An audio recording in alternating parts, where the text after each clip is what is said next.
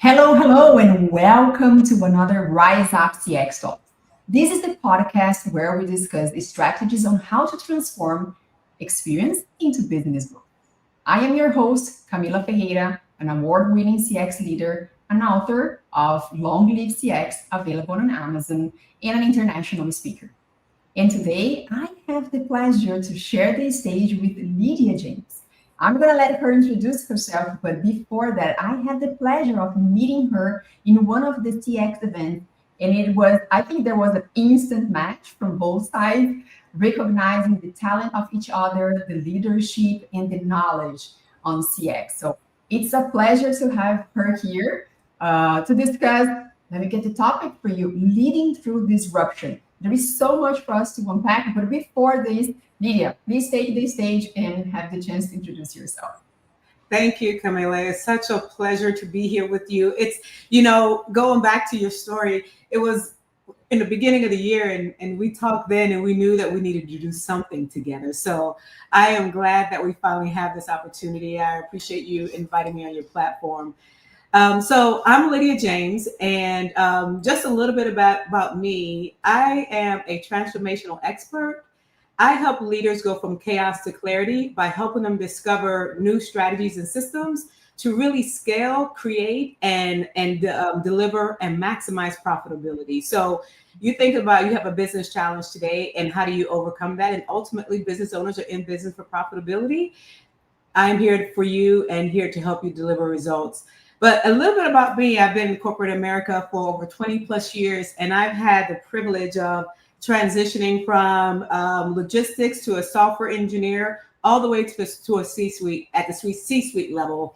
And when Camilla and I first met, it was obvious that we had some similar things that we've experienced in our journey. And this conversation is really about sharing some of the lessons that we've learned along the way on how do you transform or transition through your career and be more impactful through that journey. So thank you so much, Camilla.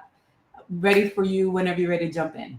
Absolutely. And that's so interesting because if the two of us were in corporate, so most likely we wouldn't have met and we wouldn't be here, right? That is This is true. one of the benefits of the solopreneurship, attending those events, investing on your network. This is so important. That's when you find people like soulmates like you that have gone through similar challenges I did. And that's why I think that we instantly understood that there was synergies between the two of us. And now having you here, and just before going live, us discussing some business opportunities, how Yes. to help each other. This is the other thing that I love very much, particularly among women. We know that we all live in scarcity in corporate, but that's not the way to win. The way to win is through collaboration. There is a space for absolutely every single woman in this world, in corporate, outside of corporate, but we are stronger if we help each other instead of competing to each other. So it's more than a pleasure to have you here. We are going to talk about this transformation, going from different kind of sectors across the industry, and I'm sure you have a lot to do. We have Joy here just saying good evening to us. So thank you very much, Joy, for joining us live. And I have come up with a few questions here, but of course, if our audience wants to raise questions, just type in whichever platform you are. But to get things started, you went from defense to retail in CX. My goodness, that's such a big change. Talking about resilience and kind of a transformation, I'm sure you have a lot to unpack. But what were the biggest challenges you faced when transitioning across sectors? And how did you position yourself as a credible leader in each new environment? Because, like you, I also transitioned from different industries. And sometimes we have that feeling that we have to start from scratch. Yeah. How was your experience and how you position yourself? Yeah. That's a great question. And I will tell you, when you think about my experiences and background, going from defense to retail, and then from retail to automotive, and that's just industries and companies. But even within the companies, you still do multiple transitions as you kind of ascend the leadership ladder, if you will, and going from a strong techie as a software engineer and going to C-suite. That's a big gap in between there. So how do you really make that transition successfully? There's been lots of lessons learned. but I will start with the first one. Going from defense to retail, and I am a proud veteran, being served in the Air Force. And one of the things that I quickly learned when I got out of the Air Force, oftentimes you face a couple of business narratives, and that's what I'm going to kind of hook the transition on. It's because that's really what I've worked to overcome. A lot of business narratives, especially when people aren't as familiar with the industry you're coming from. There is a narrative out there that you have to, as the owner, have to help bridge the narrative and help the hiring manager, if you will, see past the barrier. So coming from the military, the narrative was like, wow, okay, so we're a very unstructured company and we move fast and we make decisions on the whim and we don't have a lot of standards in place. So can she actually adapt well in this environment coming from the military where there is structure and there is guidance and there is a strong understanding of what your career path looks like, and what can she actually survive that? And one of the things that they don't really understand, and I've actually been taking a step back, I found that it was my job to really help to connect the language barrier. So I had to go back and really look at my military experience and what I actually did.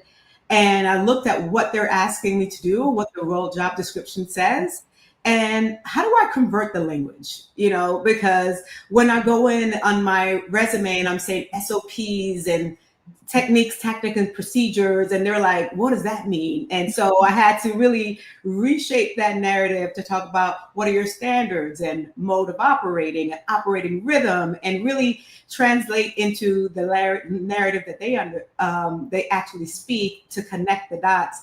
And then I had to really break, once I got over the language barrier, then I had to really say, part of my job was creating new structure where it didn't exist. Yes, I'm part of this big military ecosystem. I may have a standardized job, but one of the benefits that people don't realize about the military is you always have to innovate.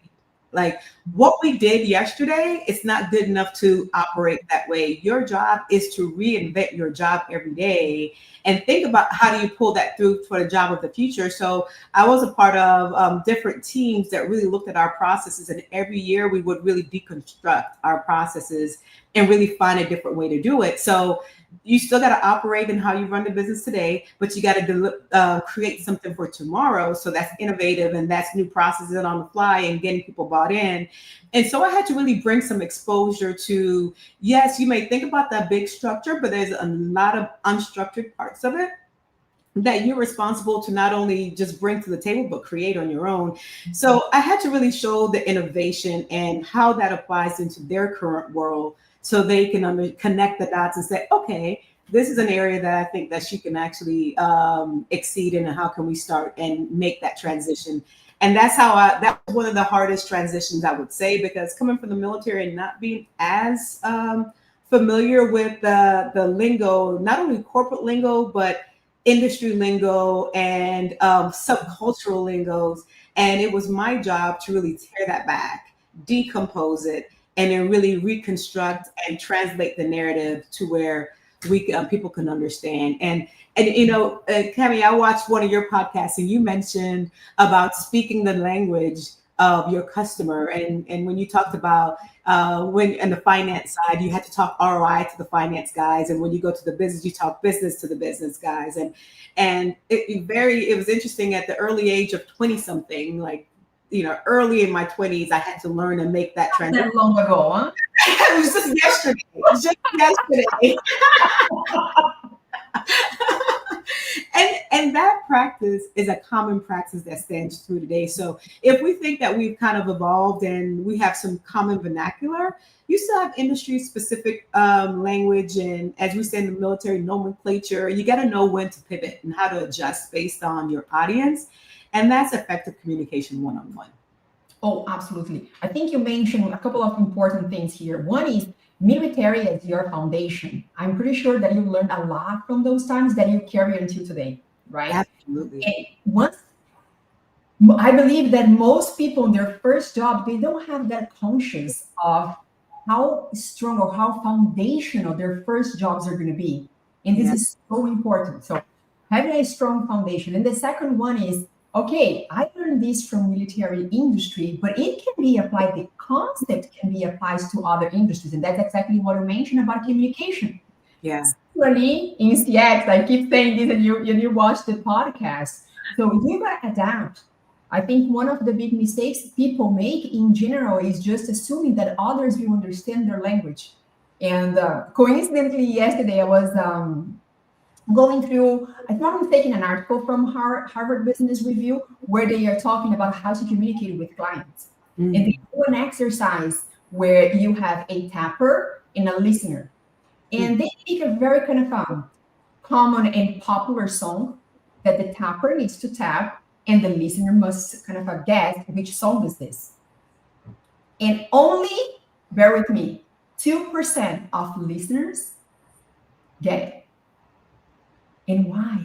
Because in my mind, this is so clear. Oh, this song, this is very kind of a famous song. I'm pretty sure the listener is going to get it. So the power of communication is definitely high here. And I think it's our responsibility as leaders, as you did perfectly, is to understand your audience and communicate this well. And then moreover is how do you transition? Because you not only transition from different industries, but for different levels. Uh-huh. Right? Being a first-time manager is, in my view, is one of the most challenging phases of your professional life. Then you get the least support for the majority of the companies. But stepping into a C-suite as a woman in corporate America is not easy at all. So we cannot underestimate. So first of all, congratulations. I knew that you had a lot to share, and you were doing this.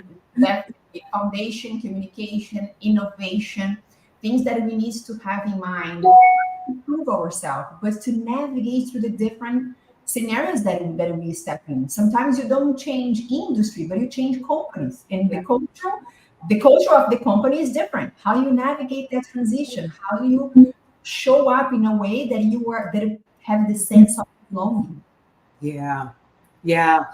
Yeah. You know, I would say even with that, Cami, I think one of the things that is constantly underlooked or overlooked, and I think culture is actually, and understanding culture is really the secret weapon. Oh I, yes. you know, when I think about some of the transitions that I've made and some of the opportunities that I've applied for, and you know, as we tend to just look at the skills and tactically we have the skills, we've built the relationship, so we think like, okay, this job should definitely be mine. And I remember a few times, a couple of roles I didn't get, and there was no feedback that I couldn't get, they would provide. But what I've come to realize with their silence or their inability to effectively communicate why I didn't get the role, I understood it to be as a leader. As I transitioned in my later years, I realized it was cultural fit. Yeah. And cultural fit is so important. And I call it the 3 C's. You say you got to have clarity, you got to have compatibility, and you got to have capacity. You got to have clarity on the values and the alignment between you and the company. So when you think about, do their standards and values really match how they operate? And I will tell you, coming from the military, that was something that was very important to me. What you say and what you do, and if there's a misalignment there, that creates mistrust, and it doesn't create a safe place for me. So I looked for companies that I saw them demonstrating what their core values said. And when you think about compatibility, your work style and your norms, right? Can I thrive in how they work day to day? And some of the transitions I've made is like, whew, okay, it's okay to work hard, but when you don't even have a lunch break in your schedule, there's a point where that doesn't work well for my work-life balance or things that I find that's valuable. And so I had to make a transition from there. And the last thing I would say, capacity, meaning growth and belonging. So when you think about that is, will this culture make space for me to grow and be authentic? And you and I, we have experiences, especially coming as women of color. We've had our own challenges that we've had to navigate. And one of those things is really when I bring my authentic self to work in terms of, can I express something that's not extremely popular? And will they make space to say, you know what, not really something we are comfortable doing, but we value your feedback and perspective.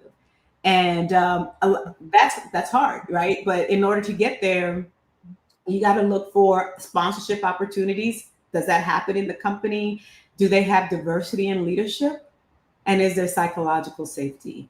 And so I think when you look at overall cultural fit in transitioning, that's something that's often overlooked. Oh, I can't agree more. And I can share my own experience. After so many years working for top-notch multinational companies, I decided that I want to step into the startup world of decades ago. My goodness. But I did not take the three C's into account. Mm-hmm.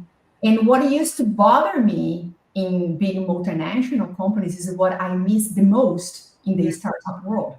So I used to complain about the processes and the procedures that sometimes used to get stuck me or hold me back. But once I transitioned to a startup, there was absolutely nothing. And it drove me nuts. It was really hard. Again, I did not use the three C's. You definitely need to see the culture. So is this environment allow me to be my true self? To me today is something that I do not trade at all. One of the reasons why I decided to transition out of corporate is because I really want to be my true self 24/7, 24 hours a day, 7 days a week. Yes. The fact that I have a different opinion shouldn't make me unpopular. Yeah. Right? Yeah. But yeah, and those are the things, Lydia, that I believe we learn we learn over time. Yeah. Before going live here, we were talking about the power of mentoring and coaching. Yeah. Those are the things those are the kind of advices that if people get on their early days, early years in corporate, it can make such a huge difference. Sometimes we are looking for another job or to change companies, and we go too emotional on that decision. Yes. And what happens is a short-term decision will have such a big price in the medium or long term. Yeah. Understanding what you are looking for, what the values that you have, investigating the company. What I tell my mentees is that the hiring process is for both sides. You got to interview the manager, you got to interview HR, you got to interview whoever is on the other side of that interview. And you know what's so interesting about that? Because when I think about my coachees as I go through the process with them, and it really does it. What I found that's fascinating, the questions that they have, it doesn't matter what level they are in the organization.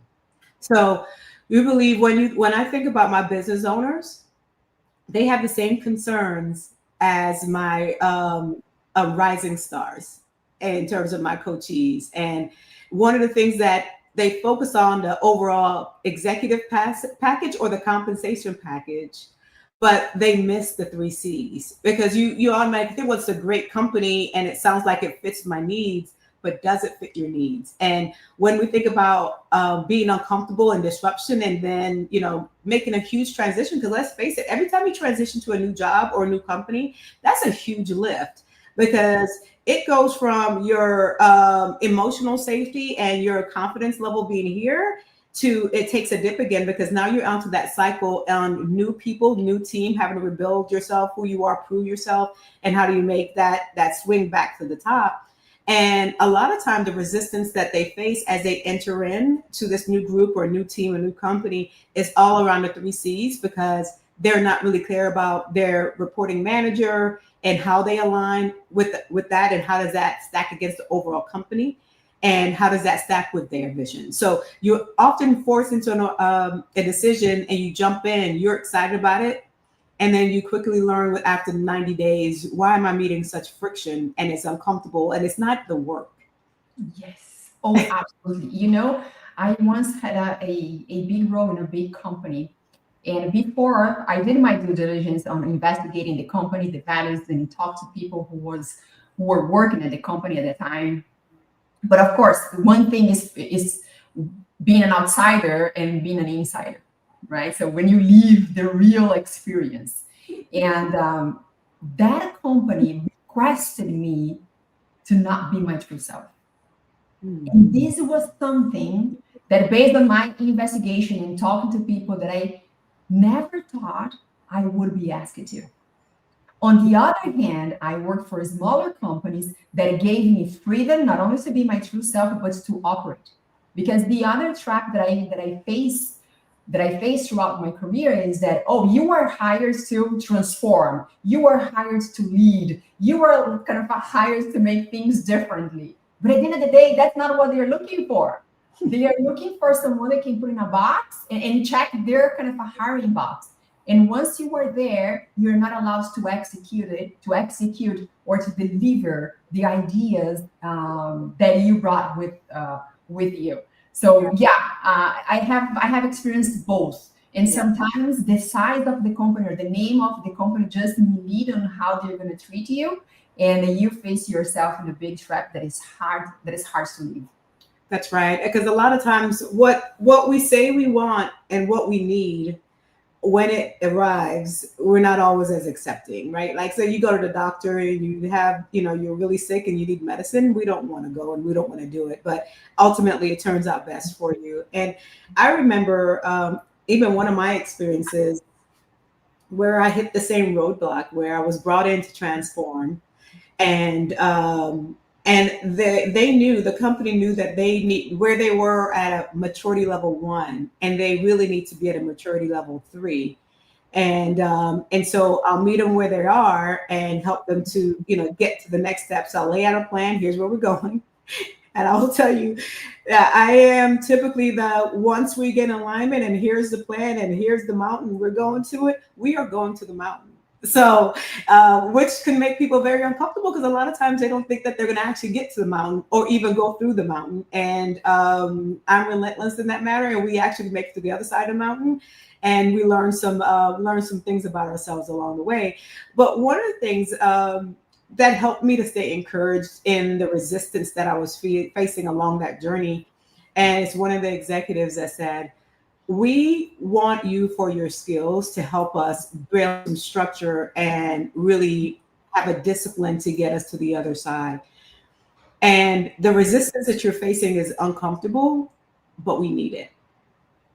Yes. And I was blown away that not only they acknowledge it and they recognize it, but they say, keep doing it, but just bear with us a little bit. And that helped give me some fuel to, not only am I doing the right thing, but the change cycle is hard. Yeah, they had your back. That's Mhm. exactly what happened in my last employer. They hired me for a 180 transformation. There is no way you can transform without kind of creating some friction. Yeah. And I let them know in advance, say, hey, based on my experience, this is what I can see happening. Are you with me? Are you backing me up? Yeah. Yes, can we go? And this, again, the transformation was hard, but I knew that I had the support from the C level and also the support from my team, because the managers and the people that used to report to me directly, they knew exactly where we were going to, the kind of a friction and discomfort that we would drive. This was very much needed in order to drive the transformation that we were all looking for. Yeah. So sometimes you were just patching the Yeah. process or the culture and pretending everything is fine, and you never achieve the goal that you were looking for. So Yeah. the real transformation is this: we're going to drive this home. Yeah. Period. That's how it is. But communication is really important. What you mentioned in the beginning, innovation is really important, and this sense of belong, transparency that communicate brings. Say, hey, that's the reason why we're doing this. This will drive discomfort, but we are aiming this, and everybody's going to win throughout the journey. Yeah. Yeah, and I found one of the strategies that I've used along the way, especially when you're doing big transformation that's multi-year, you got to come back early and often and remind them where we say we're going to go, why we're doing this, where we are in the journey, how much more we have to accomplish, but more importantly, how much have we accomplished? Because people have short memories, and Oh, especially when you think about these organizations, like the priorities change consistently, and so resources change, lots of things change, and you lose steam for the long haul. And having to really communicate often and early with an eye lens to where we're going and how far we came, and really celebrating those wins periodically and regularly. You got to keep it top of mind, because if not, it's just it's long and hard enough. It's just going to make it harder. Oh, absolutely. In this last employer, I felt that I was repeating myself all day long. So, and in simple things, what is the main metric that we are going after to? Because if you have people pursuing different metrics, then you start kind of diluting your energy. What is the main metric? Why we are here? First of all, why are we here? Yeah. If you get different answers, then you do not have the team aligned to deliver this in the shortest period possible. Yeah. Those are simple things that if you do not pay attention to, can definitely reduce the power of your team. Yeah, absolutely. Okay, but I do have one more question for you here. I know that this conversation could go on and on, but looking back, is there any pivotal moment in one of your career transitions where you realize now they see me as a leader, and what triggered that shift? Wow, that's a great question. Honestly, I would say there in each role there was a pivotal moment, and I have sometimes the key thing is recognizing your gifts and talents, and sometimes our gifts and talents will make way for us, and other times our gifts and talents will create problems for us because we don't know our gifts and talents. And I recognized early on that I was a disruptor and I'm a pioneer. So I really, if you need something new, that I am the person. If you want to operate in steady state, I am not the person. And so because of that, I learned early on that I am typically the one that's going to cast the vision and head towards a direction that many people, they don't see. And it creates friction and disruption in the process. And whenever intention sets forward, then disruption happens, right? So every time I would do that, it would create some disruption, but also because I had a vision of where I was going, it created a lot of unity. And I knew how to bring teams together into what's in it for them and why we're the overall value of doing it. And doing that naturally showed my leadership skills. So in each role that I've had, I've always been selected to speak for the team, speak for the organization, speak for the company, and always bring my ideas forward, because I always had a different way of seeing things, and I was never satisfied with the status quo. It's like it can always be reinvented, and how about we do it this way, and we would get maximum results. Because the key thing is always looking for how to solve a problem. So if you're a problem solver, you tend to get handpicked a lot. And I am a problem solver at the core. So I think throughout my entire career and all the transitions, once I've recognized that gift, that being a problem solver, and I always want to innovate, now I recognize the disruption that follows with that. And I was able to really shift how I approach that in the beginning versus at the end, being frustrated because everyone's frustrated with the change, and helping to really sell the story and the vision up front, the what's in it for them, the value of the company, and how we're going to get there, to really rally the troops, if you will, to kind of make progress. And so with being able to do that, I think there's a couple of things that I've learned, and from a leadership perspective, that I call this my 90-day plan. And it's get to know, I'll call it the get to it plan. That's get to know the people, get to know the process, and get to know the business. And with those things, people don't care how much you know until they know that you care. So the value of being prime military, I am boots on the ground. I want to know the people. I want to know who they are. I want to know what's important to them. And they want to know the same thing about me. And so let's connect on a relational level. I said, because we're in a relationship business.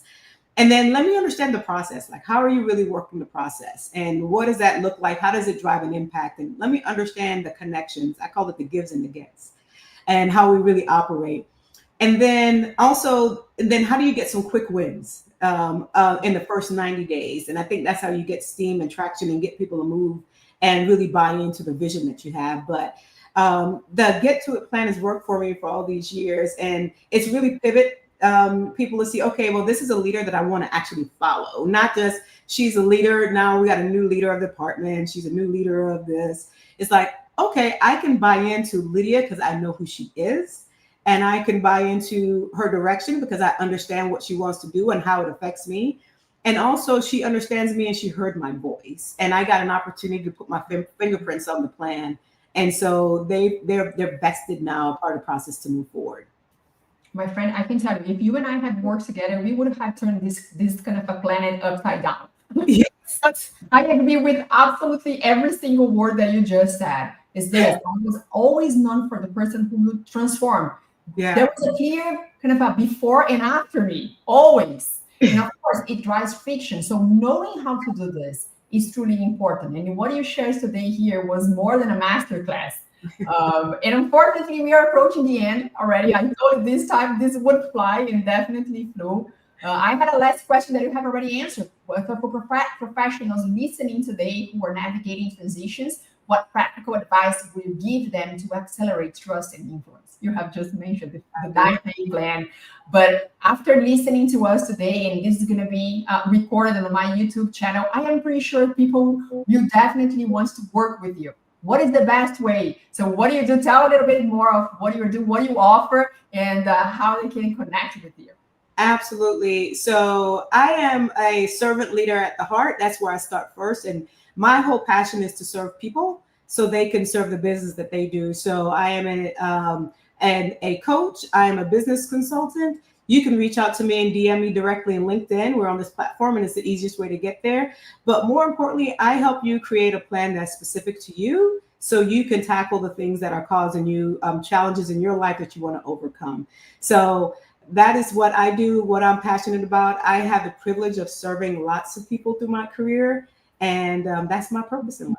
Oh my goodness. And you can feel it, which is very important. So you definitely walk your talk, and I can feel it, and I'm pretty sure the audience can feel it. So what I have to say is that if you are looking for some guidance, career or entrepreneurship, Lydia is definitely your go-to person. You like me, you're gonna see how passionate she is about serving others, helping others to thrive and succeed. Lydia, I can't thank you enough. It was a pleasure meeting you, first of all, and a pleasure to host you in my show today. And more than anything, a pleasure to be part of your network, because every time we talk, I learn from you. So from the bottom of my heart, thank you so much for being here today. Likewise, and this is the first of many. I enjoy partnering with you. Absolutely. For you all, thank you so much. And I see you in the next episode. Bye.